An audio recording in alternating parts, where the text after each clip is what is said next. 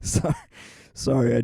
Listen. I know it's bullshit. I know this, but it doesn't make it any less sweet. What I tweeted out a couple hours ago is exactly how I feel. And again, I know this is just a ploy, a tactic, a strategic move. Anyone that's paid attention to LeBron's history concerning his relationship with the press, with the media, should have recognized this in an instant. But the fact that he's got to use the Golden State Warriors as his means to manipulate, it's just a nice reminder, man. A real nice reminder how far we've come and how far they're not. A little sprinkle of poetic justice, if you will. And for you other fans, listen to this and getting saltier by the moment. Don't, man. Take this as that slice of hope that you need. No matter how gloomy it is in Chicago, in Orlando, in Atlanta, in Dallas, this is all the proof that you need that one day you could look back and just smile at that misery. Now, Bill Simmons tweeted this, and it's about 100% true. Sums it up really well, except nah, it's not going to unsettle Dubs players. What will affect the chemistry in Golden State are the reports that have already passed, the Anthony Davis rumors, the Paul George rumors, that Golden State is actively planning for them. Not that LeBron will consider the Warriors. That's his side, not the Dubs side. They aren't rumored to have interest in breaking up the Big Four for a 33-year-old LeBron James. Yes, it is clearly an improvement when you add one of the GOATs to your team, but there's no real reason to seek simple improvement at this point. Houston or Boston or whoever else, the prospect of a Lakers super team next season, these are results of the Warriors dynasty raising the bar for others to compete. They're not out there doing the opposite, raising the bar for Golden State. These groups are just still a little more than a few steps behind the Golden State Warriors, and that's just the truth. There are only two things at this moment that could pressure Golden State to try and reach that next level, and those are LeBron James to the Houston Rockets or Anthony Davis to Boston. So Golden State isn't looking to improve, they're looking to prolong the dynasty. They're looking at prospects such as LeBron because they know he could tack on another good 3 years or so to their current reign. LeBron would be subtracting years.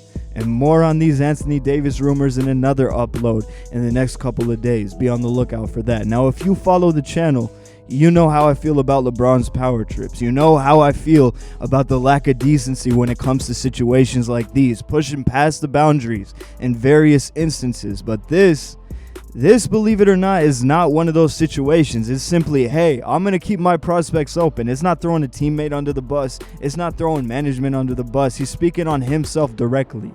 Yes, it's obviously going to bring more issues into a locker room that doesn't need to be any more dysfunctional right now.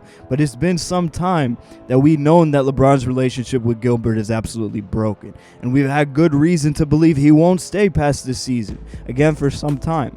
So his teammates aren't necessarily experiencing anything new here. And I think it was actually a pretty smart move by LeBron without going too far. Now, will it work? Maybe. Maybe not. Franchises will likely read between the lines here, but the pressure is still on, specifically in the Cleveland front office, where we've seen time and time again what LeBron says goes. Will they trade the Nets picks now?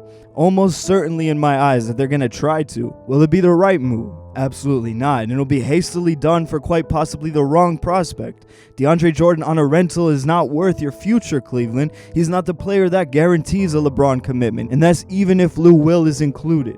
These are great pieces, and they give the Cavs a great shot at overtaking the Boston Celtics and reaching the finals once again. But you still leave yourself extremely vulnerable to a LeBron departure, which dominoes into a DeAndre departure, which dominoes into an Isaiah departure, quite possibly even a Kevin Love trade request. And then, absolutely no pieces to rebuild with. So what do they do?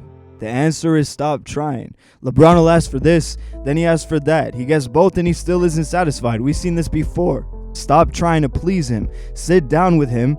Try to resolve any relationship issues still existing between him and management and break it down to him straight up. Tell him you want a guaranteed commitment. In the case that they do acquire these pieces, you insist on this.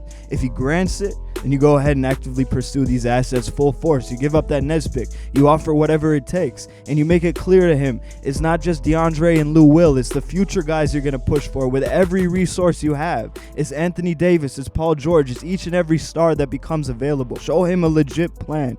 This is how we're going to free up the cap to entice Paul George. This is our long-term plan at, I don't know, Porzingis in 2 short years. It doesn't matter. Just show him you're serious about making this work at all costs. Show him you're motivated. If he's still distant, If he's still showing these signs of uncertainty, then fuck it, trade him. I'm serious, it's not worth the risk. Get something rather than nothing. Start thinking future now. If there was actually a franchise player on the market, I wouldn't say this. I wouldn't say this at all. I'm not talking DeAndre Jordan. I'm saying a transcendent talent. If Kawhi was really on the outs, if Anthony Davis was on the market, if Paul George even was on the market. Now, of course, we know damn well that this isn't going to happen. Not only because you can't really show him how serious you are, how motivated you are, because if you're Dan Gilbert, the fact of the matter is that you're not, and that'll show through. On top of that, LeBron created this atmosphere in Cleveland where everyone's so terrified to step on his toes. No one has the guts to test him even a little for fear of what the response may be. But I don't understand how you allow a player, whether he's LeBron James or he's Michael Jordan, to run you around in circles on a leash like this. For Cleveland, it's time to put your foot down and seriously consider a possibility of a LeBron-less future, not only by trying to satisfy him in any way possible, but by going a different route altogether, flipping the tables and showing him that ultimatum that he's never been shy to use. Play him at his own game, use his cards against him. That's the only way to beat the master manipulator that James is. Those are my 2 cents, man. Take them or leave them. I'm not going to even get into what LeBron James would look like playing alongside Steph Curry and KD and one of either Clay or Draymond. It ain't even worth the trouble, considering it's not about to happen. I'd rather save that analysis for that next video I mentioned earlier, the real ideal piece to extend this dynasty. So like I said, stay on the lookout, keep post notifications on. It's going to be a banger. And if you're new, hit that subscribe. We got news, we got analysis, stories, all kinds of content to satisfy all you different NBA fans. And as always, leave your thoughts, feelings, perspectives in the comment section down below. I'd love to see how you're all feeling in regards to this story, and I'll see all your pretty faces next time. Peace.